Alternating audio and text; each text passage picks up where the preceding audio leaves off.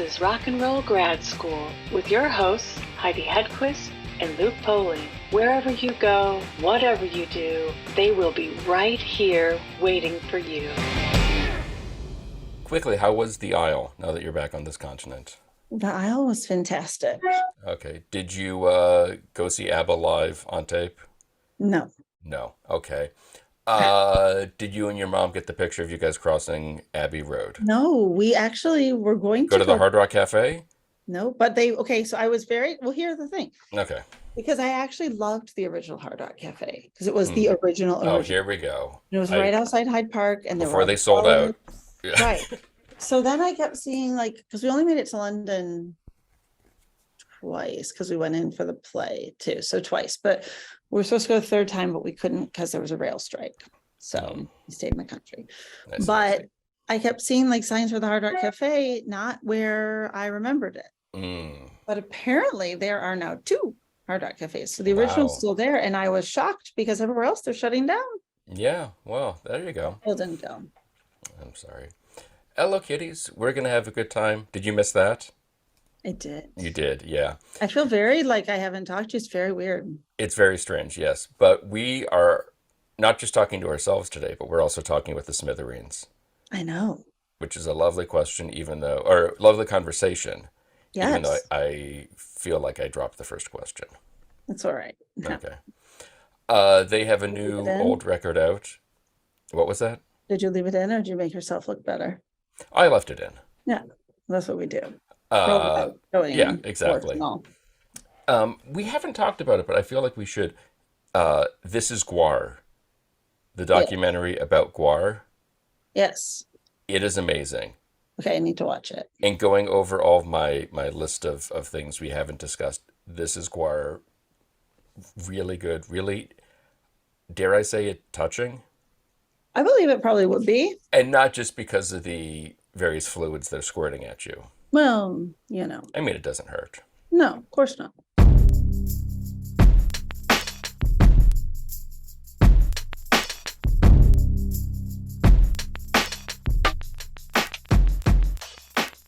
How did you guys lose this record? Was it in a pair of pants that you misplaced, or?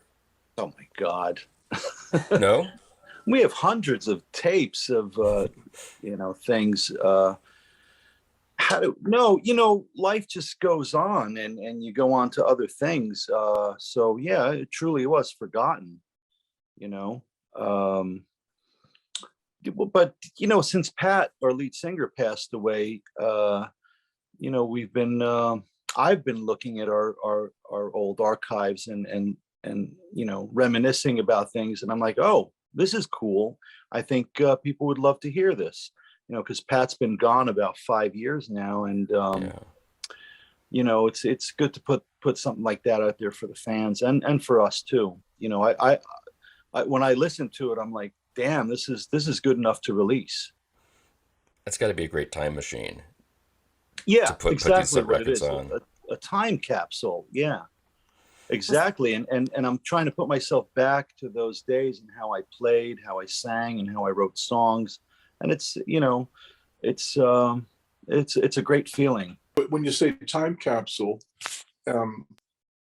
it's interesting that sometimes I find audio to be more of a direct touchstone to a certain period, even more so than visual images.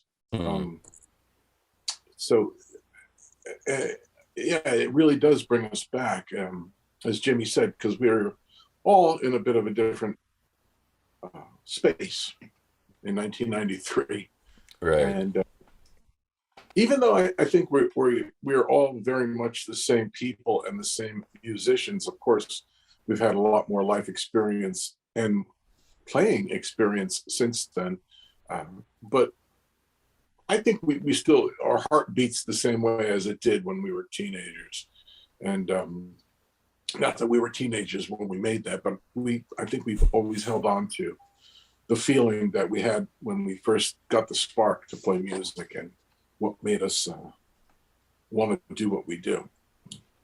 How have you maintained that spark? Because so many people do get so either jaded or even not jaded, still love it, but they're they don't have that just youthful vitality.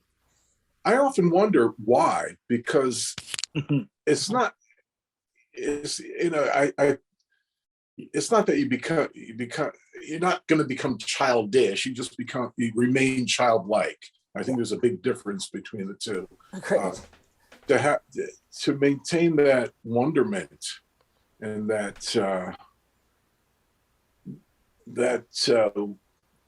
curiosity and always looking to hear something new in things and get such joy from the things that always brought you joy. I don't understand why people let go of that. I mean, even if you find yourself as a listener, let's say when you were young, you were an avid listener and you had that passion where you listened to the radio every day and a new record would come out and you would just have to rush to the store to get it and bring it home and pour over the cover as you were listening to it. And then maybe if you enjoyed a few years of that, and then after time went on, you grew up, you had a family and you had a job, or your path took you somewhere else, and you abandoned that love and that passion. I understand how people can go that route, but I think you're really lucky if you can maintain that outlook and that sense of fun and life affirming. I'm a little tired today. life affirming vibe that you had when you were a kid. I think you're always gonna benefit in life from having that same fire burning. You know? I agree. Life's too short not to live it that way. Yeah. You know? Yeah, I still, go ahead. Go ahead. No, I was just gonna say, I still have that enthusiasm and passion and love every time I get on stage or every time I pick up a guitar. It's I'm always coming up with something new, and it's my therapy too. I mean, you know, God, I mean, I know a lot of people my age that are retired and they're bored. They don't know what to do with themselves. They go golfing or something. And I'm like, you know what? Pick up a guitar and see what that's like. You know, it's a never ending barrel of fun, you know? And it's interesting because I feel like on your records, that spark is there, like Heidi mentioned, and it's present. And even some of the more recent releases that you've done, Jim, that you've put together, the live records and such. Yeah. I can't help but wonder if it's because obviously anyone who is a musician does it because they love the art, they love the music. And the way you guys have throughout your career done Beatles songs or, you know, did Tommy, like it sort of almost, do you think that helped keep your finger on that spark that initially inspired you guys to go form your own band? I think so.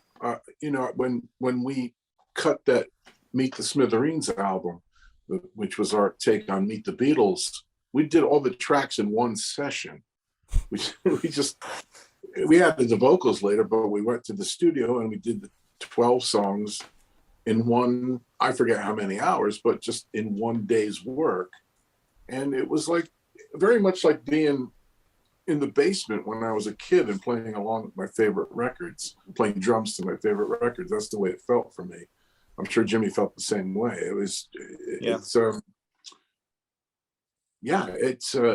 It really does keep you in touch with your soul. You know? Mm-hmm. Yeah. And with this record in particular, I mean, I asked rather flippantly how you lost these songs, but did you not work on these afterwards and go, let's, you know, save these and really see if we can, or was it just a case of that was 2 years ago, or that was a year ago, we got new stuff in the can that we want to focus on now?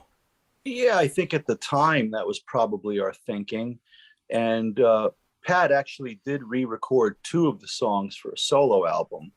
But other than that, the rest of them just remained in a drawer somewhere. Yeah, it's just one of those things. you know, we did have a Rarities album come out a couple of years ago. Melon, a couple of years ago, probably many years ago. 1995, Jim. Okay. It's a Or couple of years. 96, yeah. I don't know why it didn't even come up then. You know, it just we just totally forgot about it. It's just uncanny. I don't understand it, but it's just one of those things. And there's other stuff too. And my solo stuff, I have like 2 albums worth recorded and mastered and done, and I haven't been able to put that out. I just put out a Christmas single, or I'm putting out a Christmas single this year of a song I recorded back in 1995. I'm putting it out on a vinyl 45. Both the A and B sides were recorded back then. What happened with me though is a little different, because I ended up getting a day job. I worked a day job for 20 years in the corporate world, which was kind of strange, but I kind of hid the fact that I was in a band. Eventually people found out towards the end, but I never told anybody, and I just went to work, and I had 5 weeks vacation, so I was able to play and tour with the band without anybody really noticing. And what was I going to say about that? Well, that got in the way, you know. So at night or whenever, and same with all these records that we recorded, I did that after work or on the weekends. And we just moved on. We just kept doing what we had to do to survive. So as you're living this like Bruce Wayne and Batman life, was there ever, right? I know what I try to do, because I have a day job too, just with doing this, and it's really hard to pull off. But did you ever have anyone show up at your show and be like, wait, that guy works on the 3rd floor? How is he one of the Smithereens? Yeah, there's 2 people at work that would come to all of our shows in New York. It was kind of weird. Worlds colliding. Well, it was very weird. You know, I mean, there are times I would take the red eye home from California after playing a bunch of shows, fly into Newark at 6 a.m., go to the parking lot where I work, change my clothes, and go up to work as if nothing happened. Yeah. And people would be at the copy machine going, "Oh, how was your weekend?" And I'd be like, "Oh, I was okay." That's amazing. Just, you know, the usual, I said. Right. Yeah. You're not lying. But I had a note on my computer. It said, "Don't be yourself at work." And the other one said, "Suck it up, cupcake." And I forget what the other one said, but I had these messages to myself just so I don't slip, you know? Yeah. Oh my gosh. I need those.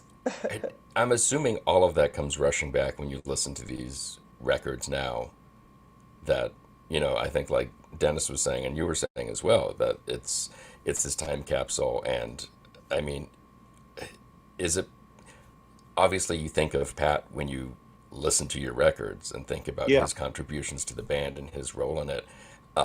In some ways it almost seems, in retrospect, very fortunate, if that's the right word, that you guys have all this music that people haven't heard yet, that they can just still be surprised and enjoy. And, you know, always when a artist passes away, you know, there's there's not going to be another Stanley Kubrick movie. But you guys, through, you know, twists of fate, have been able to continue to share Smithereens records with folks, which has got to be, I mean, for you guys to discover it and go back to this stuff, but then for fans to just be like, we are spoiled beyond belief that suddenly here's 10 new songs that, you know, we've heard a couple of them, but we haven't heard them all. Right. Yeah.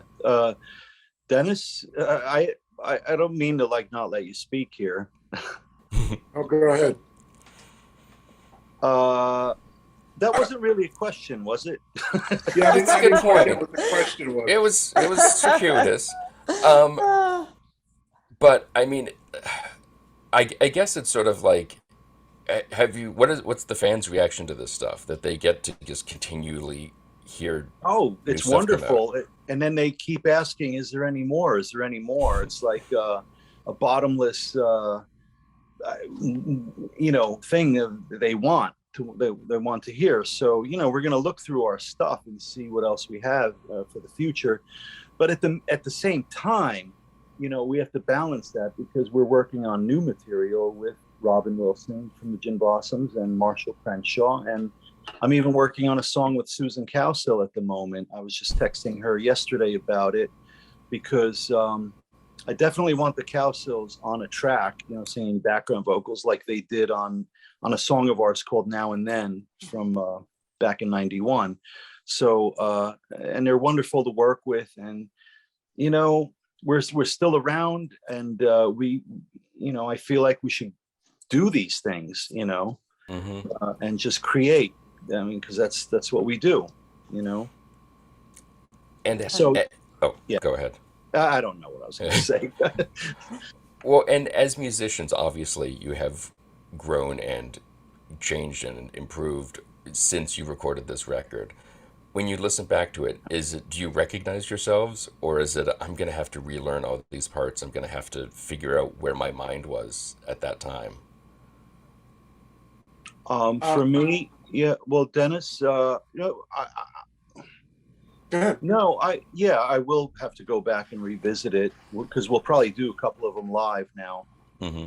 But no, it's typical of what I would have done then, and you know, I don't know if I'm necessarily better now, but I don't know. When I listen to it, it's like, yeah, typical. That's what I would still do today, I think. But Dennis, Yeah, I pretty much feel the same way. Yeah, it's just a matter of relearning the material because we haven't played it since those days. Right.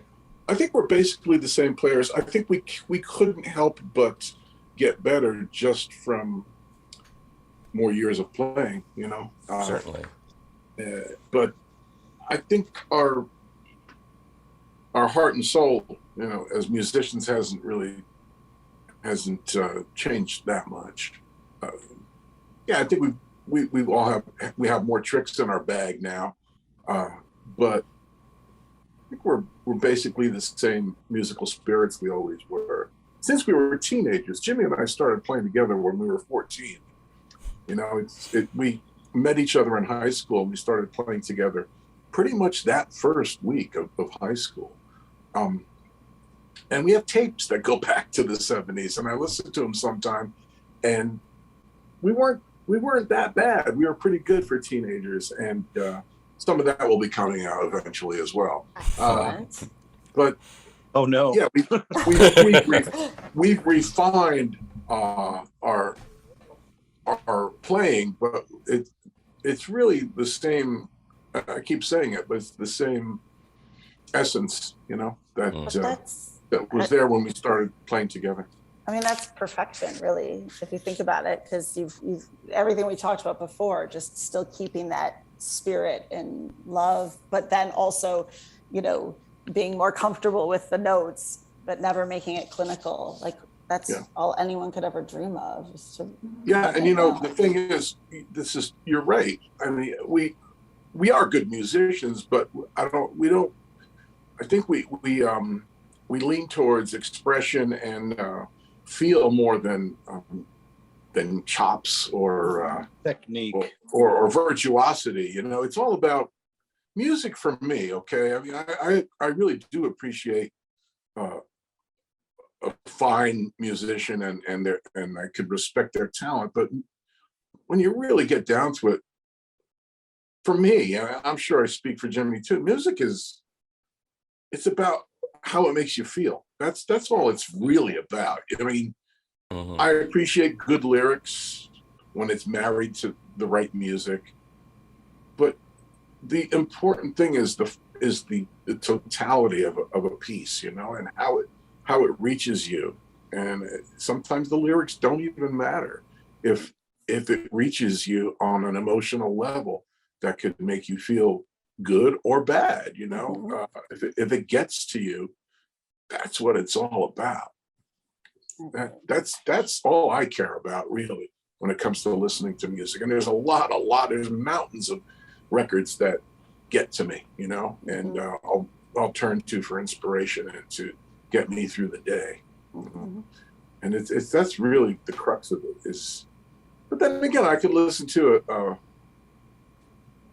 an Elvin Jones drum solo and it'll really move me too, you know, and, but it's because, okay, he did have the talent, the God-given talent to be a great soloist, but what he did within the solo has such great meaning and it speaks to me, you know. But whereas there's other musicians or groups that are, you used the word clinical before, Heidi, and some of those people are highly respected for that aspect of their art, and that for and virtuosity for virtuosity's sake, Right.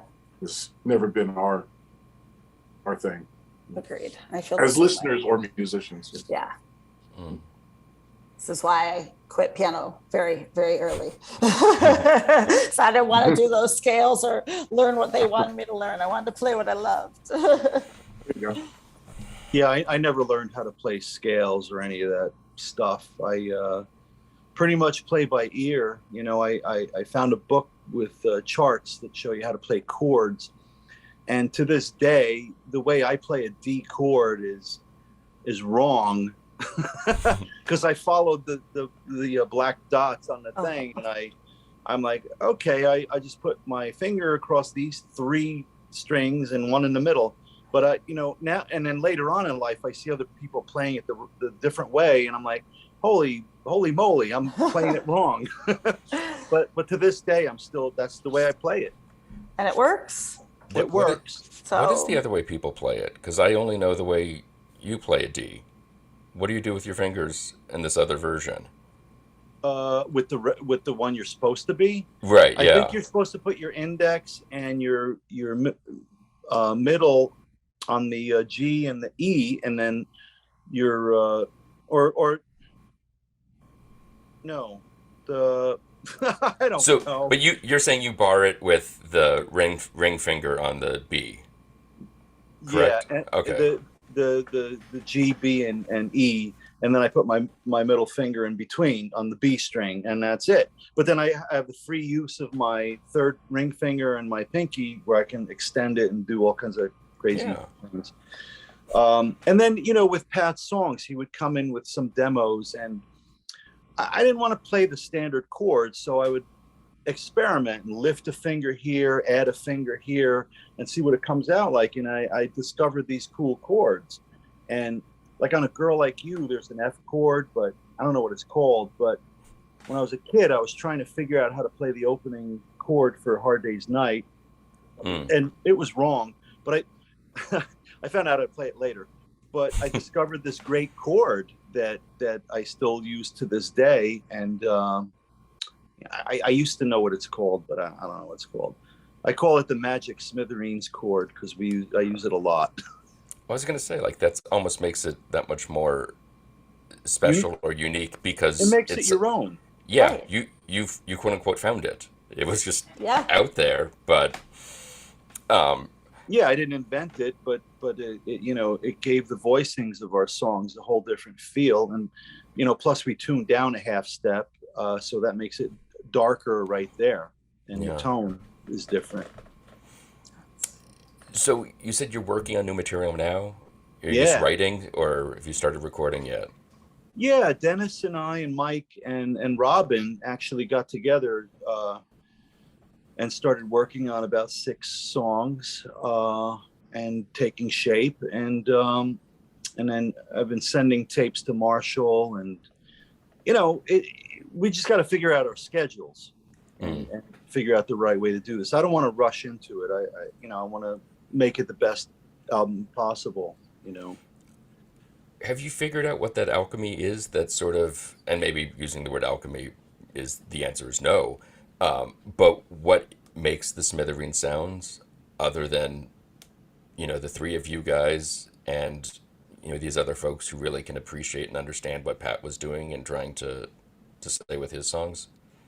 I think any band that is special, and I consider us a special band, in all humility.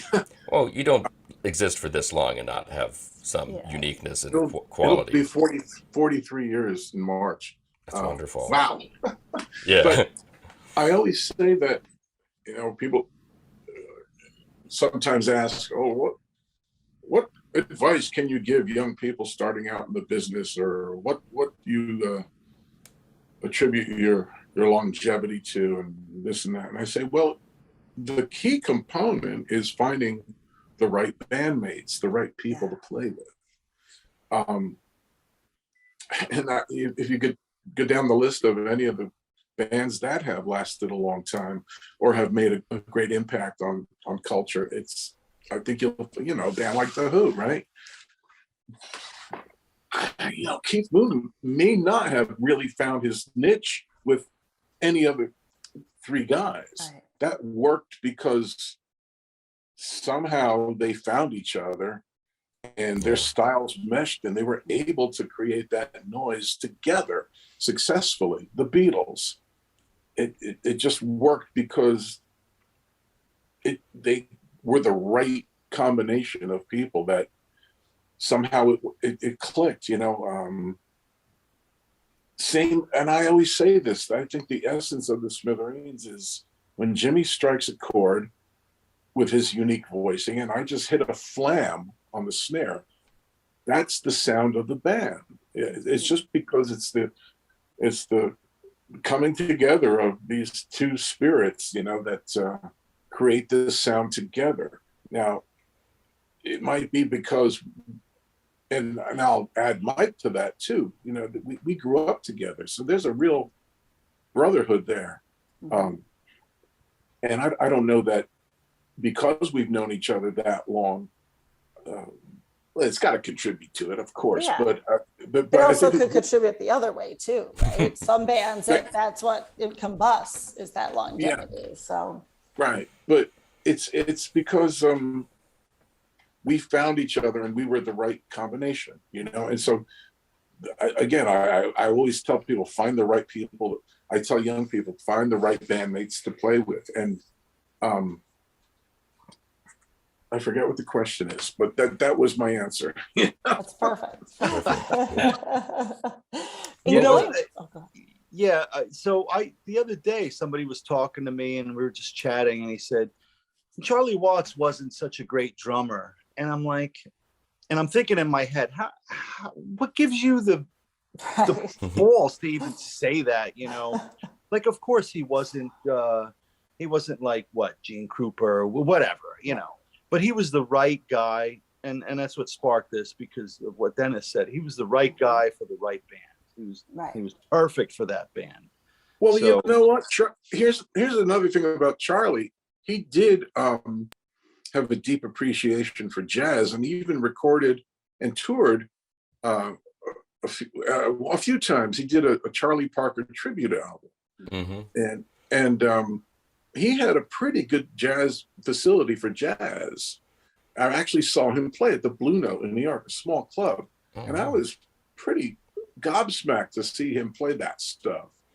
And that's what informed his sense of swing, coming from jazz. That was his real love. So he could play other things, and which might have gained him a different appreciation or level of respect from people who thought he was not a great drummer. But part of his greatness was knowing what to play when, and to give the right foundation for the other guys in the Stones, and to support Jagger's vocals and play the song. I mean, it's ultimately about playing the song. If you're a rock and roll musician or any musician, your gig is, your mission is to support, as a drummer, give a framework for the rest of the guys to do their thing and to build on. And Charlie, my God, he was so perfect for the Stones, and he could have played in other bands and succeeded. He actually plays on that song on the Ronnie Lane and Pete Townsend album, Rough Mix. If you know that album, he plays on that, the leadoff track, My Baby Gives It Away. I didn't realize that for years, but that's Charlie playing on that too. So he, unlike Keith Moon, who may not have fit well in another grouping, Charlie, I think, could have succeeded in a lot of different bands. You know? Well, and it's interesting because I think, to your point, Dennis, one of the things that sort of makes him stand out and such a memorable drummer is his unique way of playing, where he's not playing the hi-hat on the quarter note, that he's pulling it out of the way to hit the snare. And once you know that fun fact, when you listen to the record, you can hear it and you're like, oh, well, I know who's drumming that part. And but I think it kind of loops back to what Jim was saying and what you were saying as well about this idea of the perfect combination of musicians together. It needs to have that alchemy, that kind of connection between the four of you, that communication. And, you know, the original question, I think, that got us all here was the sort of, what is that Smithereens sound? And I guess, Dennis, you were saying it's Jim's chords and your snare. Is that where people go, okay, that's that band. I know that anywhere. Yeah. And that's the germ of it anyway, you know. Yeah. Yeah, and it's constantly evolving too. I mean, there's a song I sent to Marshall and he sent it back to me with some vocals on it, and man, I was tearing up. I mean, it's like, wow, it's going to be a song that we wrote with Marshall singing, and it was like, I can't wait to record it, a proper version of it, because just listening to it on my phone, it's like, wow, this is so damn cool, you know, that we're still able to, you know, put out new music like this. And, you know, anyway, that's, you know, it's different, but it's really cool. But it's that, it's the growth and kind of development too, where it's, you guys are going down a particular path, but it's still evolving. that core, yeah, and you're just evolving together. Life goes on. It's the continuation of life, you know. We all, you know, just keep trying to be better too. I mean, you know, me personally, yeah, I'm, you know, trying to be a better person and trying to be a better musician and a better everything, you know. But you're right, it is that core, and that's even in Pat's absence, it's still the essence of the band that is coming through, and our fans are realizing that and recognizing that. They're coming out. So we played, I think, somewhere in the Midwest this summer. Jim, what was that gig where we didn't have a dressing room or we had to get out of the dressing room because, not Grand Rapids, where the heck was that? God, I was gonna say, better not be in Michigan. Fort Wayne, it was Indiana. Oh, it was definitely Indiana. We wouldn't do that here. Although Grand Rapids, they might, but Detroit, we would have made sure you were awesome. Anyway, we played a show and there was a band on before us, and I just mentioned this because it kind of hit home. We were pretty tired. We had a long drive. It was one of those grueling weekends where I think we had 2 or 3 shows, and you know, driving and not enough rest and the whole bit. But you know, it never affects our shows. This is our gig. This is what we do. We get on stage. The adrenaline kicks in. We conserve our energy prior to the gig, and you hit the stage and you go to town. And we did a really good show. And this fellow from this opening band said something to me that I've heard from a number of other people, but it really makes me feel good when I hear it. He just loved our performance that night, and he coined it, or he summed it up by saying, "You guys just exude joy," and it's the best compliment you can get, really. And it's true, because we love each other. We love hanging out together. We're still good friends. There's still a real brotherhood here, and we love playing, and we feel like teenagers when we do.